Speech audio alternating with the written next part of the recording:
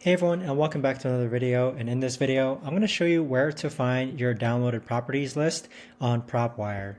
Now this video is going to be particularly useful for individuals. Let's say that you want to go ahead and download and export a list. Where does that list actually appear on Propwire? Now if you're new to Propwire, you've probably come across this question. Now this video is also going to be short, sweet, and simple, guys. There's not going to be a lot of steps involved. So here we are logged on to Propwire.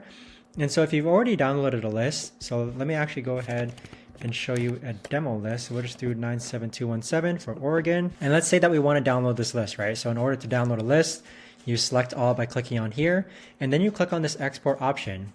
Once you click on this export option, your downloaded list is actually going to appear under this icon here, and then it's going to appear under activity.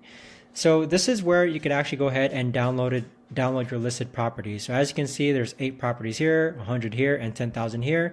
You can just click on download from here, and there you have it. So that right there, guys, is the best and easiest way that I know of to actually go ahead and where to find your downloaded properties list on Propwire. If you guys know of a better or easier way to actually do this, let me know in the comments down below. I would love to know. Thanks so much for watching, everyone, and I'll see you guys all in the next video.